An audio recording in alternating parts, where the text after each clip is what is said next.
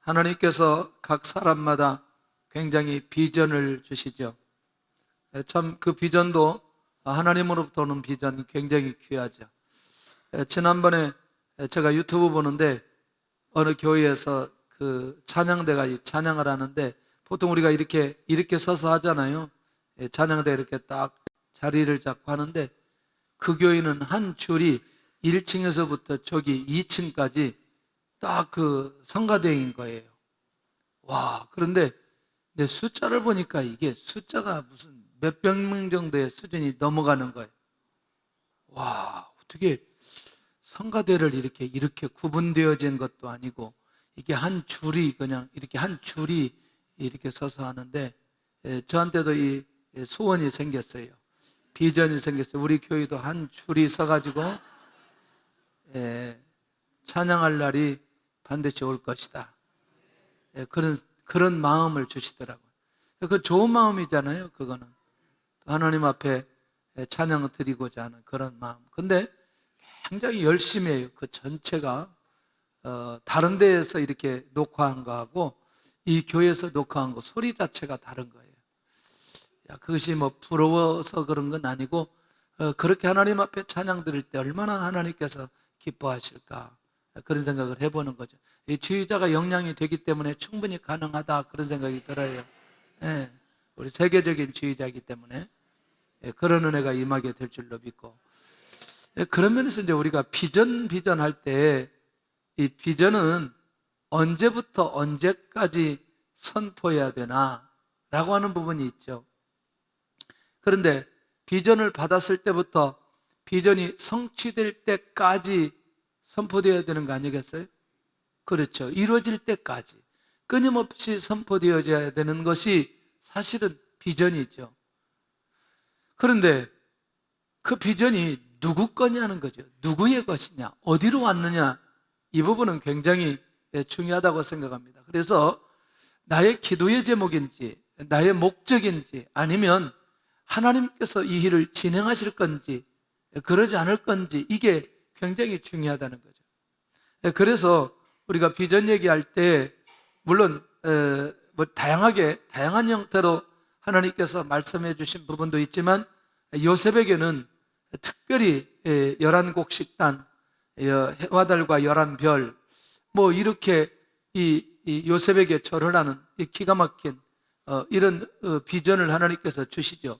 근데 그거를 환상으로 주신 게 아니고 요셉에게는 뭘로 주셨느냐? 꿈으로 주셨어요. 꿈으로 주셨지만 미래에 이루실 것이기 때문에 그걸 비전이라고 얘기한단 말이죠. 자기의 것이 아니고 누가 주신 거다? 하나님이 주신 거다. 근데 한번 보세요. 자, 여러분들 애굽에 가고 감옥에 가고 그 다음에 바로를 만나고 또 애굽에 가요. 아까 간 애굽에 종살이하고 국무총리 된 애굽하고 상황은 다르잖아요. 근데 이 과정까지 또 매우 중요했지만 사실은 국무총리가 되었을 때 그 꿈이 이루어지려면 7년의 풍년에 7년의 흉년이 들어야 되는데 이건 누가 만들어 주셔야 되느냐? 하나님이 해 주셔야 되는 거죠. 하나님께서 해 주셔야 되는 거죠. 그러니까 비전이 하나님으로부터 온 비전은 반드시 누가 이루어 주시느냐? 하나님이 이루어 주신다는 거예요. 그러니까 요 영적인 감각이 우리 안에 살아 있으면 이 비전을 나의 기도의 제목이나 나의 어떤 목적으로 나가는 게 아니라 하나님으로부터 온 것을 붙들고 하나님의 인도를 받을 때 누가 성취하게 하시느냐? 하나님께서 성취하게 하신다는 게 비밀이 이 안에 있다는 거죠. 그러니까 우리도 하나님으로부터 비전을 받으면 비전이 성취될 때까지 선포해야 되고, 그리고 그 비전은 하나님께로부터 오는 비전이어야 되고, 그리고 그 비전이 이루어질 때까지 결국 누구를 바라봐야 되느냐? 하나님을 바라봐야 된다는 거죠. 와, 굉장히 중요하잖아요. 모든 족속으로 제자를 삼고 아버지와 아들과 성령의 이름으로 세례를 주고 원래 귀한 찬양을 통해서 하나님 앞에 영광을 돌렸는데, 그럼 내가 세상 끝날까지 너희와 항상 함께 있으리라. 결국 그건 뭐냐면 누구의 것이냐? 자, 제자들의 것이 아니고 주님께서 제자들에게 주신 것이에요. 그러니까 제자들은 그걸 붙들고 순종하면 되는 거죠. 가는 곳곳마다 제자들이 일어날 것이고, 가는 곳곳마다 세례 베푸는 일들이 끊임없이 일어나게 되어진다는 거죠. 할렐루야. 자, 그러면 이런 부분에 하나님 앞에 쓰임받고 하나님의 인도를 받았던 사람이 있어요. 그게 누구냐면 우리가 지금 계속해서 보는 세례 요한입니다. 어떠세요? 이 마가가 굉장히 지혜로운 사람이고 진짜 복음적인 사람인 게 뭐냐면 이런 거예요. 자, 하나님의 아들 예수 그리스도의 복음의 시작이다 이렇게 해놓고 그냥 바로 들어가는 게 세례 요한의 과거에 하나님께서 요한에 대한 예언이 무엇이었느냐부터 시작한단 말이죠. 말라기 3장 1절하고 이사야 40장 3절을 쭉 얘기를 하시면서 결국 누가 올 거다? 메시아가 올 거다. 할렐루야. 메시아가 오는 게 아니라 메시아보다 앞서 오는 사람이 있다는 거지. 누구? 요한이 올 거라는 거죠. 근데 그 요한은 누구 때문에 온다? 예수님 때문에 온다. 그런데 온 요한이 누구 얘기를 하는 거예요? 예수님 얘기를 하는 거예요. 그럼 연결이 되나요? 자, 구약의 예언은 자, 요한이 올 거를 얘기했고 요한이 왔어요. 그리고 요한이 사역과 그의 고백을 통해서 그가 선포하는 내용을 보니까 예수님에 관한 얘기예요. 메시아에 관한 내용이에요. 그러니까 이제 예수님에 대해서 마가가 소개하고 싶은데 예수님에 대한 정체성을 정확하게 얘기하기 위해서는 이 모든 것들이 어디로부터 왔느냐? 하나님에게로부터 이 모든 것들이 왔다는 사실을 마가가 보여주고 싶은 거예요. 그러니까 과거에 예수님의 이 요한에 대해서 예언되었던 것과 요한의 사역과 그리고 요한이 무슨 말을 했는지 이것을 집중해서 1장에서 다루고 있는 것을 보게 된다는 거예요. 할렐루야. 그때 요한이 했던 말이에요. 지난주에 잠깐 하고 끝났지만 이게 요한이 했던 말이 뭐냐면 이건 요한의 말이에요. 나보다 능력 많으신 이가 내 뒤에 오신다는 거예요. 누구예요? 메시아예요. 지금 현실이다? 아니면 내 뒤에 오신다? 내 뒤에 오신다. 아직 이루어지지 않았으면 그것은 비전이라는 거죠. 그 비전이 현실이 되기까지 요한이 끊임없이 메시아를 선포했던 것을 보게 된다는 거예요. 할렐루야. 그러니까 오실 때까지 이 세례 요한은 끊임없이 누구를 증거하느냐? 메시아를 증거하고 있는 것을 보게 된다는 거예요. 할렐루야. 얼마나 멋있어요. 우리는 오신 메시아, 오실 메시아 이걸 얘기해야 되겠죠. 그것이 우리의 비전이면 그 비전은 반드시 이루어질 것이고 이미 이루어진 비전을 바라보면 앞으로 이루어질 것에 대한 기대감도 있는 것 아니겠어요? 그러니 오늘 우리가 이 요한이 고백하는 내용 중에 이분은 어떤 분이냐? 요한 자신보다 공중의 권세 잡은 사탄보다 훨씬 더 전능하신 하나님으로 이 땅에 오실 것이다. 뭔가 얘기는 하기는 하는데 어떤 분으로 얘기하느냐가 굉장히 중요하다는 거예요. 지난주에 우리가 이 세례 요한의 사역을 보면서 한 인생이 예수님 사역을 전체 소개하는 일에 목숨 걸고 이 일을 위해서 헌신하는데 요한의 삶을 보니까 정말 멋있지 않아요? 그런데 아주 구체적으로 예수님에 대해서 아주 구체적으로 얘기하고 있는 이 요한의 모습이 굉장히 우리로 하여금 집중하게 만든다는 거예요. 나는 굽혀 그의 신발끈을 풀기도 감당치 못하겠다고 고백한다는 거예요. 이게요, 비교를 하는데 이거는 뭐냐면 종이 하는 일 중에 가장 천한 일이 신발끈을 푸는 일이라는 거예요. 그러니까 자기보다 누구를 내세워야 돼요? 예수님을 내세워야 돼요. 어때요? 지금 광야에서 요단강에서 세례를 베푸는데 사람들이 누구에게 나와요? 요한에게 막 나오는 거죠. 대중들이 나오기 시작하고 유대 사회가 지금 발칵 뒤집혔거든요. 모든 시선이 지금 요한에게 집중되고 마치 요한이 누구처럼 보여지는 거예요? 메시아처럼 보여지는 거예요. 그런데 요한은 자기는 십자가에 숨고 예수님 뒤에 숨고 누구만 드러내야 되니, 예수님만 드러내야 되니 주님과 자기와 비교의 대상이 아니라는 걸 이 요한이 고백하고 싶은 거예요. 메시아에 대해서는 자기는 종보다 더 자격 없는 사람인 것을 요한이 고백하면서 메시아만 소개하고 있는 요한의 중심을 발견할 수 있다는 거예요. 내 뒤에 오시는 분은 그런 분이라는 거예요. 나는 그의 신발끈을 풀기도 감당하지 못하겠다. 그런 분입니다. 멋있어요? 정말 멋있죠. 요한이 이 정도 예수님을 소개하고 이 정도 주님 앞에 주님의 길을 예비하는 사람이라면 정말 멋있는 사람이다. 어떠세요? 나는 물로 세례를 베풀지만 그는 성령으로 세례를 베푸시는 분이다.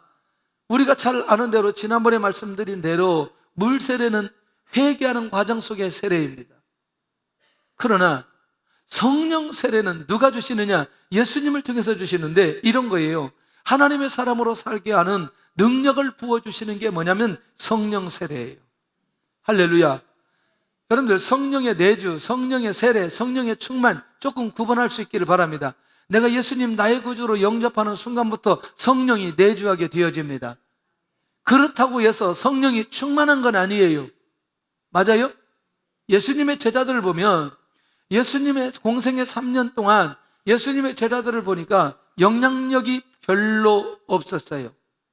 그런데 예수님의 제자들이 바뀌어지는 결정적인 과정은 사도행전 1장, 사도행전 2장이 비밀이었어요. 뭐예요? 성령이 충만하고 그들의 입이 열려지면서 사도의 정체성이 살아나면서 십자가의 복음을 선포하기 시작하고 그들을 통해서 교회와 하나님의 나라가 세워지게 되는 것을 보게 되더라는 거죠. 우리 주님께서 약속하신 그 성령을 그들이 마가의 다락방에서 기도하는 순간에 성령의 역사가 일어나고 그때부터 그들은 주님 앞에 가는 그날까지 목숨 걸고 복음을 증거했던 것을 보게 된다는 거예요. 누구를 통해서 주신다? 이 성령을 예수님을 통해서 주신다. 누구의 고백이에요? 요한의 고백이라니까. 지금 나는 물로 세례를 베풀지만 그는 성령으로 세례를 베풀어 주실 것이다. 누가 그렇게 하시겠다? 그러니까 누가 오셔야 돼요? 예수님이 오셔야 돼요. 메시아가 오셔야 돼요. 이것도 누구를 소개하는 일에 집중하는 거예요?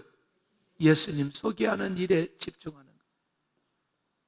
자, 이제 바울이 성경을 기록한 내용이 히브리서까지 한 14권 보거든요. 히브리서도 아마 바울이 기록하지 않았느냐 이렇게 얘기하고 있어요. 14권을 한 사람이 성경을 쓴다는 게 이게 쉬운 문제 아니거든요. 그런데 이 바울 서신을 가만히 읽어보면, 묵상해보면 오늘도 갈라디아서 6장 큐티한 분, 내가 십자가 외에는 자랑할 것이 없다고 이 바울이 그렇게 고백하고 있잖아요. 그러니까 바울 전체 삶을 정리를 해보면 주님만 증거하려고 목숨 걸고 나가는 것을 보게 됩니다. 무엇이 그렇게 사도 바울을 그렇게 만들었느냐? 성령께서 사도 바울을 그렇게 살도록 만들어 주셨다라는 사실입니다. 자, 그런데 그 성령은 예수 그리스도를 통해서 주어진다. 이게 요한이 예수님에 대해서 말씀하시는 내용인 거죠. 예수님이 오셔야 되는 거예요. 자, 그런데 이 요한이 가지고 있는 비전이 오직 앞으로 오실 예수님이에요. 그러니까 이것이 요한의 사명이고 요한의 비전이고 요한의 사명이에요. 자, 그러면 이 부분에 대해서는 요한이 조금도 부끄러움이 없어요. 제대로 사역했어요? 하지 않았어요? 제대로 했어요. 할렐루야. 굉장히 중요하다. 목회자도요, 예수님을 정확하게 증거하고 예수님을 선포할 수 있어야 돼요. 내가 만난 예수님, 성경에 기록된 예수님, 내가 경험한 예수님, 내가 묵상한 예수님, 이 예수님들이 복합적으로 내 안에 정리돼서 이 예수님을 고백할 수 있어야 돼요. 그것을 선포할 수 있어야 돼요. 누구처럼? 요한처럼. 그런데 요한보다 더 보여지는 게 있어야 돼요. 누구처럼? 마가처럼. 지금 마가복음 하고 있잖아요. 누구처럼? 마가처럼. 누구처럼? 마태처럼. 누구처럼? 누가처럼. 누구처럼? 요한처럼. 그렇게 말할 수 있어야 돼요, 우리도. 할렐루야. 그래서 다른 사람에게 내가 예수님을 소개할 때 한 편지지 100장 정도 쓸 수 있어야 돼요. 만약에 이렇게 쓸 수 있는 분이라면 복음 제대로 이해했다고 저는 생각해요. 한번 책을 내도 될 것 같아요. 그런 분들은 책 한번 내시기를 바랍니다. 대답을 하는 이유는 왜 또 아니 그거 뭐가 어렵다고. 내가 예수님 믿는 순간부터 주님 만난 것 한 사건 한 사건만 한번 써보세요. 이게 몇 페이지씩 늘어나는지. 저보고도 누가 책을 쓰라고 하는데 안 씁니다. 왜냐하면 책은 자기가 쓰는 것은 의미가 없고 다른 사람이 써줘야 돼요. 그래, 그게 가치가 있어요. 그렇다는 거예요, 그냥. 자, 그러면 주님께서는 왜 요한에게 세례를 받으셨어요? 주님이 나타나셔서 이제 두 번째 이제 넘어갑니다. 자, 오늘 본문이 두 번째부터예요. 그런데 먼저 우리가 이제 예수님이 나사렛에서부터 요단강까지 오셨어요. 뭐 하기 위해서? 세례 받기 위해서. 제가 지도를 그릴게요. 지도를. 이게 예루살렘, 이게 갈릴리, 이게 사해, 이게 여리고, 이게 나사렛, 여기에 베들레헴. 아니 그냥 그렇게 이해하시면 돼요. 자, 여기 베들레헴, 예루살렘, 여기 베들레헴 바로 붙어 있으니까 이게 갈릴리에서 이게 사해까지 요단강이 쭉 흐르고, 그 다음에 여기 나사렛. 멀지 않는 곳이지만 예수님께서 태어난 곳은 베들레헴, 자라난 곳은 나사렛, 사역하셨던 곳은 갈릴리. 비슷비슷하게 가보면 그렇게 많이 걸리지 않아요. 그런데 예수님께서 오셨던 이유는 세례받으시기 위해서. 그러니까 예수님은 한 곳에 집중하지 않고 곳곳마다 상황에 따라서 직접 걸어 다니시면서 사역을 하셨습니다. 그런데 오늘은 뭐냐면 예수님이 세례받기 위해서 요단강까지 오셨다는 거죠. 그러니까 하나님의 의를 이루시기 위해서 거리와 장소를 초월하시면서 사역하셨습니다. 오늘 하나님의 의를 이룬다는 말을 잘 기억하시면서 말씀을 받아야 될 필요가 있다는 것이죠. 누구에게 세례받으셨어요? 요한에게 세례받았습니다. 사실은 지금 요한의 입장에서는 예수님이 자기가 누구에게 세례받아야 되는데, 예수님에게 세례를 받아야 되는데 예수님이 누구에게 세례받으신다고? 요한에게 세례받으신다고. 그러니까 요한 입장에서는 이해할 수 없는 거죠. 그런데 이제 세 번째 우리가 내용을 보면서 그래서 예수님이 요한에게 세례를 받으시려고 하였구나 라는 사실을 발견하는 순간부터 우리는 눈이 열린다는 거예요. 첫째가 뭐냐면 자신을 죄인들과 같이 낮추시는 예수님의 모습을 발견할 수 있다는 거죠. 그러니까 죄인들과 같이 되어버리는 거죠. 그러면서 이 요한에게 세례를 받고요. 두 번째가 뭐냐면 죄인들과 연합하기 위해서 예수님이 세례를 받으시는 거예요. 자, 조금 더. 그러면 죄인과 연합하기 위해서, 그 다음에 이 세 번째가 중요한 거죠. 여러분들, 하나님의 의를 이루기 위해서, 하나님의 나라를 위해서 예수님이 이 땅에 오신 목적이 뭐예요? 죄 때문에 왔어요. 모든 인류의 죄를 해결하기 위해서 왔어요. 그런데 예수님이 이제 낮아지셨는데 이게 지금 세례 받으실 정도의 낮아지면 아무것도 아닌 거죠. 맞나요? 어디까지 낮아지셨어요? 죽기까지 낮아지셨어요. 그러니까 이제는 세례 받으신 그것도 결국에는 뭐냐? 시작에 불과한 거죠. 낮아지심의 시작에 불과하는 거죠.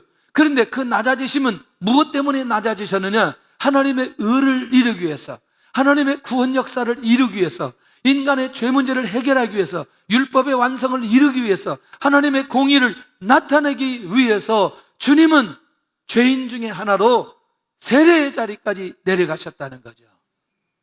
할렐루야. 놀랍잖아요.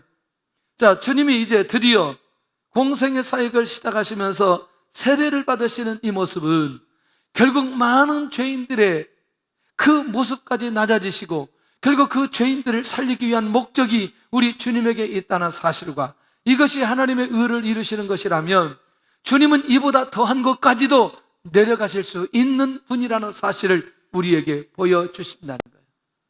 할렐루야. 오늘도 우리는 정말 하나님의 의를 이루기 위해서 언제든지 기회가 있는 대로 낮아질 수 있다면 언제까지든지 낮아질 수 있는 이 모습은 매우 귀한 모습이다. 할렐루야. 주께서 은혜를 내려주실 줄로 믿습니다. 할렐루야. 이건 매우 귀한 거죠. 결국 주님께서는 이 땅에서 이루시려는 사역을 위해 모든 것들을 내려놓으셨다. 예수님이 누구예요? 하나님입니다. 조금 이따 나옵니다. 예수님이 누구예요? 왕입니다. 예수님이 누구예요? 선지자예요.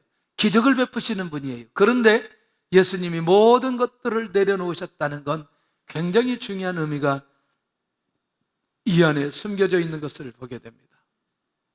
사람이 이 명예 욕구가 한번 발동되기 시작하면요, 이거 굉장히 어려운 거예요. 왜냐하면 이 명예 욕구가 시작되면 누가 나를 뭐 해줘야 돼요? 알아줘야 돼요. 알아줘야 돼요. 할렐루야. 알아줘야 돼요. 아니, 외국에서 오신 분들이 그런 얘기 하시더라니까. 여기 이 외국에서는요, 그 성악가들이 많이 있는 데서 독창을 하나 시키면 그 다음에는 지휘자가 견딜 수가 없다는 거예요. 왜 저 사람만 독창을 시켰냐는 거지. 그러니까 우리 성가대는 매우 건강한 성가대라 서로 안 하려고 하는 거지. 그게 실력이 안 돼서 안 하려고 하나? 그러니까 이게 이런 부분들이 한번 이 명예욕이 우리 안에 들어오기 시작하면 이게 감당이 안 되는 거죠. 그러니까 결국 뭐냐면 그런 상황 속에 갈 때 이것이 한번 우리 안에 잡혀질 때에 진짜 하나님의 의를 이룰 수 있는 사람으로 하나님 앞에 세워지겠느냐라고 하는 부분들에 대해서는 한 번 정도는 생각해 볼 필요가 있겠다는 거예요. 할렐루야. 그런데 주님은 그게 문제가 되지 않아요. 전혀 문제가 되지 않아요. 이런 얘기하면 시간이 가는데 중국에서 제가 잠깐 나와가지고 안산에 있는 목사님들 축구팀에 가서 축구를 하게 되었어요. 그날은 휴일이어서 오전 내 찰 수가 있어요. 그런데 아침에 제가 갔는데 다른 팀하고 시합을 하는데 저를 주전에서 빼더라고. 저 감독이 나를 잘 몰라요. 그래서 이제 첫 게임에 빠졌어요. 빠졌는데 마음이 매우 불편하지만 참았어요. 그런데 첫 게임이 끝나고 다시 두 번째 게임이 시작됐어요. 근데 두 번째 게임이 시작하는데도 나를 뺐어요. 이거는 제 축구 사전에 있을 수 없는 일이에요, 이게. 아니, 첫 게임에 뺀 것도 그렇지만 두 번째 게임 뺐다는 게 이게 너무나 이 가슴이 슬퍼지는 거예요. 여러분들 다 뛰고 있는데 혼자 벤치에 앉아서 이걸 구경하는데 마음이 보통 어려운 게 아니에요. 마지막 세 번째 게임에 넣어줬어요. 경기가 잘 안 돼요. 마음이 어려워서. 이게 사람이 한번 어떤 것에 사로잡히면 이게 쉽지 않는 거죠. 그래서 조금 자다가 그 팀 안 갑니다. 여러분들, 이게 단순한 얘기 같은데 우리 안에 하나님의 의, 하나님의 나라의 관점에서 정리를 해본다면 정말 우리도 점검해 볼 부분들이 많이 있는데 예수님은 그게 중요하지 않는 거죠. 자, 이제부터 새로운 눈이 열려야 됩니다. 어떻게 비전이 현실이 됐는데 그 현실이 되는 걸 하나님께서 어떻게 이 일을 밝혀주고 역사해 주는지. 첫째가 예수님이 세례를 받고 물에서 올라오는데 하늘이 갈라지는 역사가 일어납니다. 이게 이제 드디어 그 낮아지신 주님을 이제 메시아라는 사실을 어떻게 밝혀주는지를 확인해 볼 필요가 있어요. 뭐냐? 하늘이 갈라졌다는 건 지금까지 하나님과 사람과의 막혔던 교제가 예수님을 통해서 그 교제가 열려진다는 사실을 보여줍니다. 할렐루야. 이제는 그 막혔던 이 사건들 하나하나를 누가 열어가시느냐? 예수님께서 열어가시는 분이라는 사실을 하늘이 갈라지는 사건을 통해서 보여주고 있습니다. 할렐루야. 자, 제가 할렐루야 했던 이유가 그 다음에 있습니다. 앞으로 주님의 사역 전체는 주님이 무슨 일을 할 때마다, 무엇을 계획할 때마다, 말씀을 선포할 때마다 공생의 사역 가운데는 강력한 하나님의 역사가 일어날 수 있는 징표를 하나를 보여주신 거예요. 이제 이 사건을 보면 예수님이 메시아로 이 땅에 오셔서 어떤 사역이 어떻게 진행될 것인가를 그냥 보여주셨다니까요. 그런 면에서 우리가 이제 드디어 예수님이 메시아라는 사실이, 약속한 그분, 요한이 그렇게 외쳤던 그분이 바로 메시아라는 사실을 하나님이 직접 하늘을 열려주시면서 보여주시고 있다는 거예요. 이게 놀랍잖아요. 그리고 성령이 비둘기같이 주님에게 임하게 되어집니다.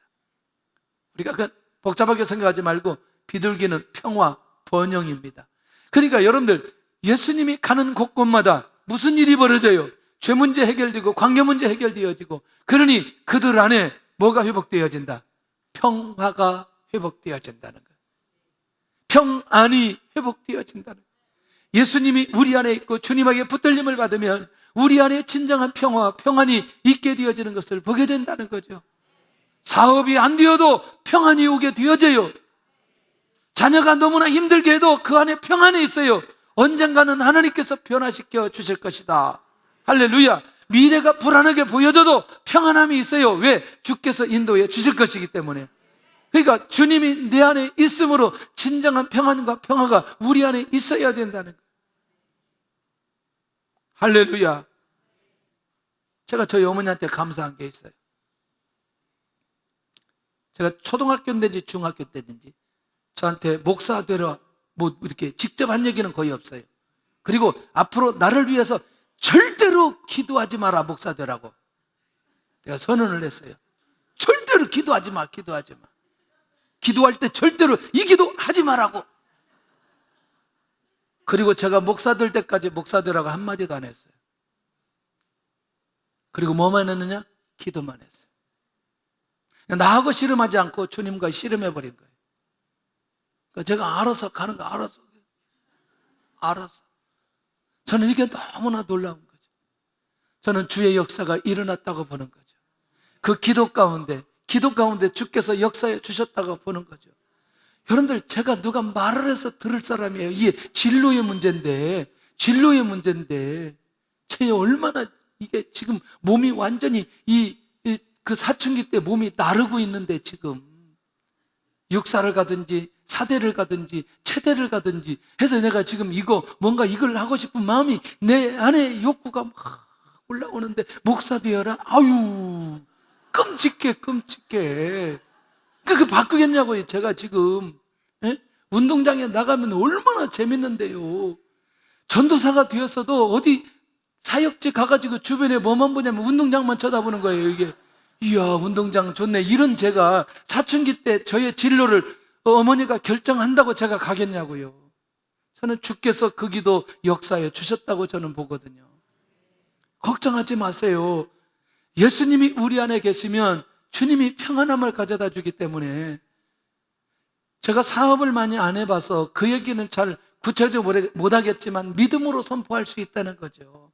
주께서 반드시 그 사업의 문도 확실하게 열으시고 역사해 주실 것이다. 하나님의 나라와 하나님의 의를 위해서.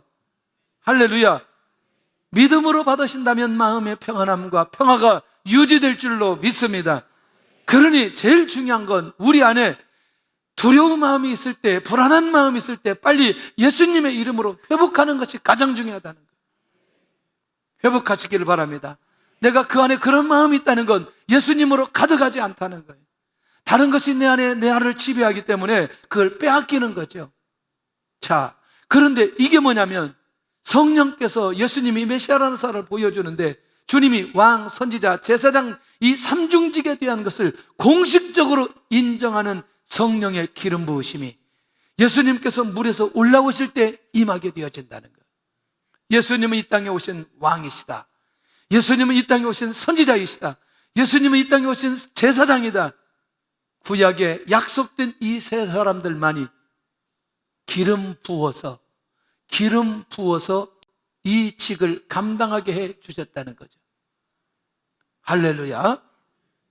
자, 그런 면에서 이걸 누가 확인시켜 주셨다? 예수님이 메시아라는 사실을 누가 확인시켜 주신다 지금? 성령께서.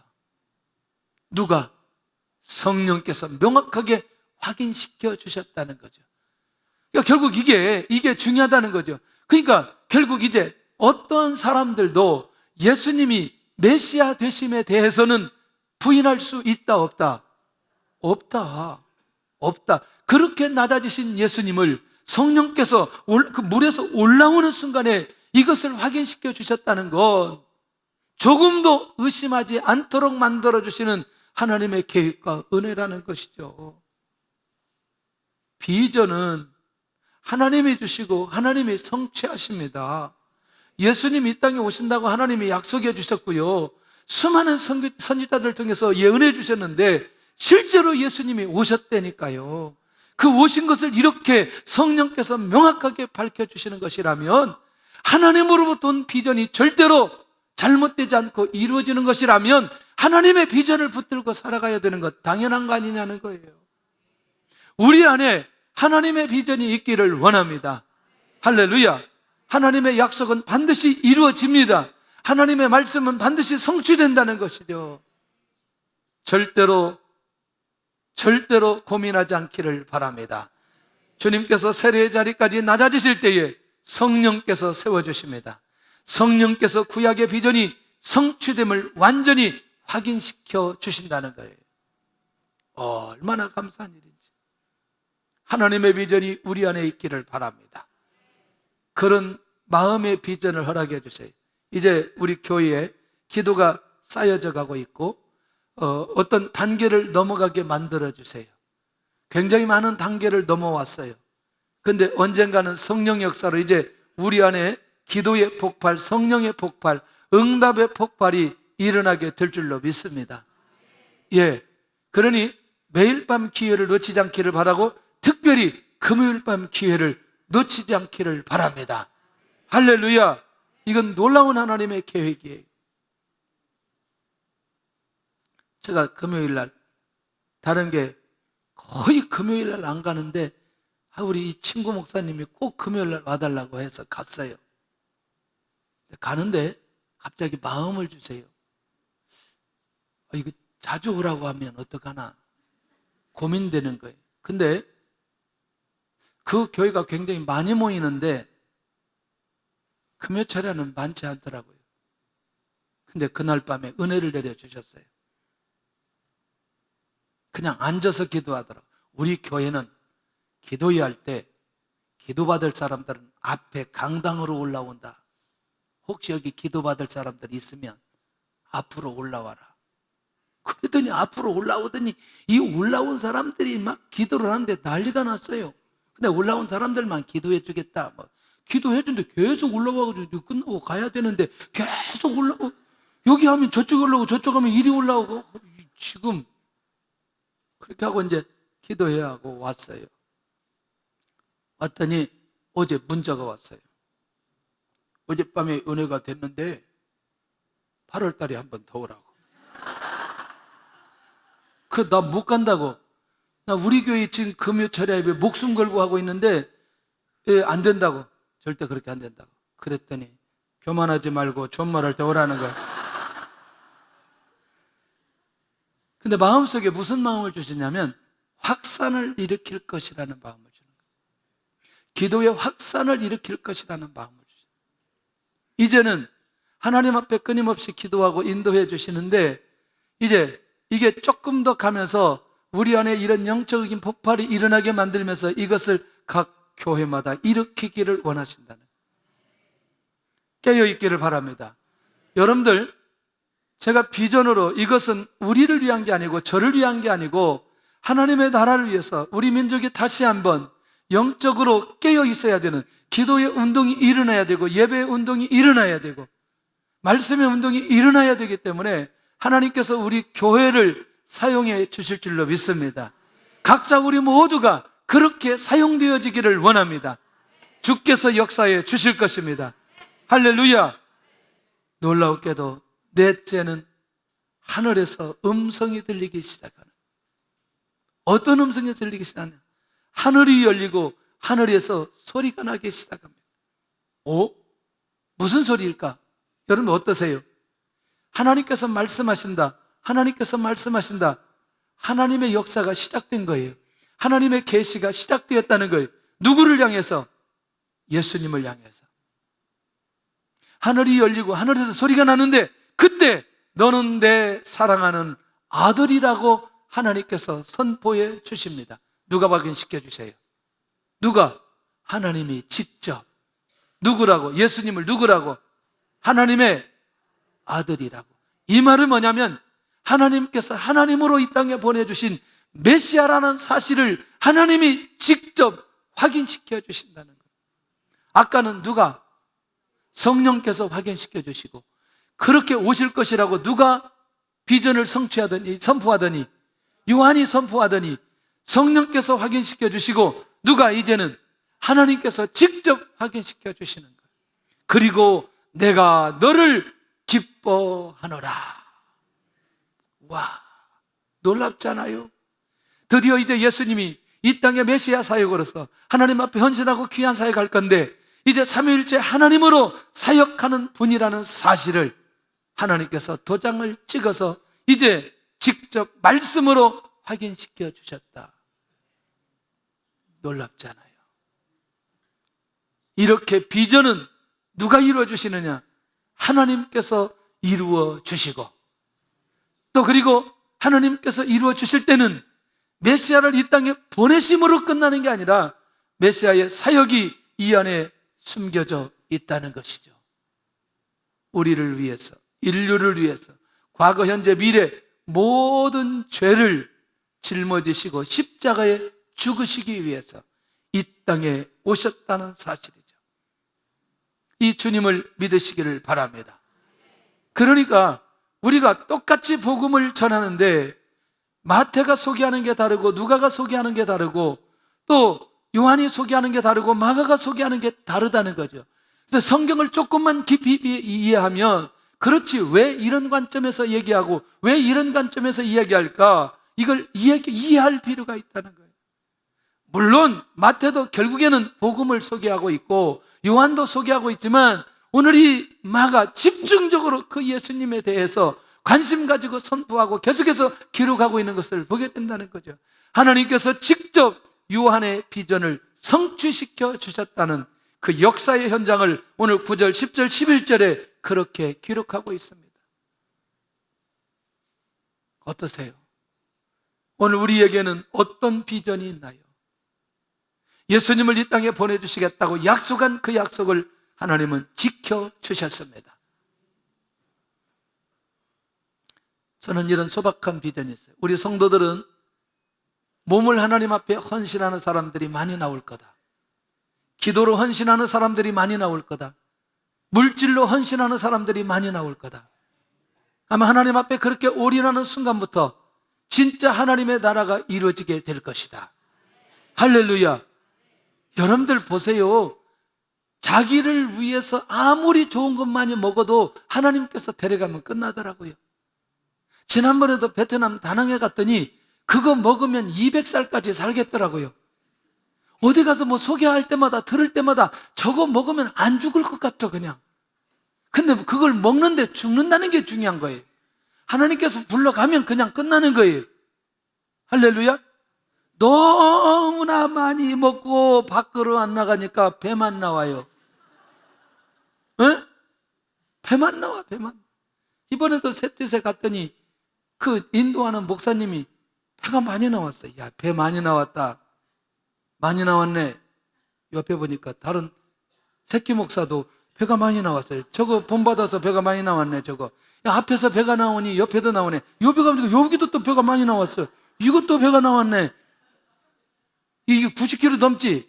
그래서 90kg 넘대요. 인간이 90kg 넘는 인간이 어디 있냐? 90kg 넘는 분들 죄송합니다.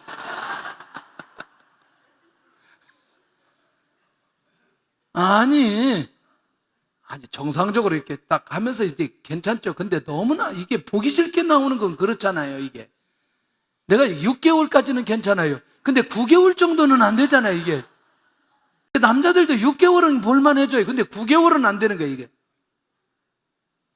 좋은 말 날 때 빨리 정리해라. 나보고 너무나 그러지 말아요. 근데 제가 이렇게 말하지만 저도 벗겨놓고 보면 약간 한 3개월 정도는 돼요. 여러분들 먹는 것 때문에 너무나 고민하지 말고요. 우리의 육신도 하나님께서 불러가면 오늘도 그만입니다. 맞아요?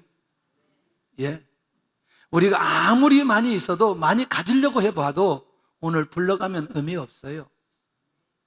내가 지금 살아있을 때, 영혼이 내 안에 육체 안에 있을 때 내가 헌신할 수 있을 때 그 기회 놓치지 않는 거. 나는 우리 교회 안에 분명히 이런 사람들이 일어날 줄로 믿습니다. 할렐루야. 이번 주에 갔더니 그렇게 큰 교회에 금요일 날 예배에 헌금이 봉투 하나가 없는 거예요. 저는 그렇게 어디 가서 헌금하라 이런 얘기 잘 안 하거든요. 근데 그날도 안 했어요. 그래도 와서 생각해 보니까 이게, 야, 우리 교회는 아무리 그래도 매일이라도 두세 개는 계속 올라오는데 이게 이렇게 큰 교회가 이게 와서 생각해 보니까 이거 안 되겠어요. 다시 가야 될 이유가 있어요. 지금 내가. 응? 여러분 한번 생각해 보죠. 우리가 그냥 상식선에서 한번 생각해 보죠. 자, 금요일 날 나와서 우리가 부르짖어요. 부르짖어요? 안 부르짖어요? 부르짖는 건 엄청나게 부르짖는데 중요한 건 하나님 앞에 드려지는 것은 너무나 인색해서는 또 안 된다는 거예요. 이거부터 우리가 훈련해야 될 필요가 있다는 거예요. 할렐루야. 이건 저는 굉장히 중요한 의미가 있다고 생각해요. 그러니까 물질도 결국에는 하나님의 나라 위에서 쓰임 받아야 된다는 기본적인 마음이 있는데 저는 우리 안에 성령께서 역사해 주심으로 이런 사람들이 곳곳마다 일어날 거예요. 그때 일어날 때 그 사람을 뭐라고 말하느냐? 재벌이라고 얘기하는 거예요. 할렐루야. 그러니까 우리 교회 안에 재벌들이 일어날 거다. 예. 아멘 한 사람은 꼭 그렇게 될 줄로 믿어요. 자기가 그릇이 안 되면 아들이라도 될 거예요. 아들이 안 되면 손주라도 될 거예요. 예. 믿음은 바라는 것들의 실상이라고 했으니까 결국 우리가 끊임없이 그렇게 고백하고 나갈 필요가 있다는 거죠. 누구도 부인할 수 없는 메시아의 정체성을 마가가 확인시켜 주고 싶은 거죠. 정리하겠습니다. 나는 누구의 비전을 붙들고 있는가? 그 다음에 그 비전은 어디로부터 주어졌는가? 내게 주신 비전을 나는 언제까지 선포해야 하는가? 할렐루야. 그 비전은 누가 성취하게 하시는가? 결국 하나님으로부터 온 비전은 하나님께서 주셨다고 마음껏 선포할 수 있기를 바라고, 그리고 그 비전은 하나님께서 성취하신다는 믿음이 내 안에, 우리 안에 있기를 예수님의 이름으로 축원합니다.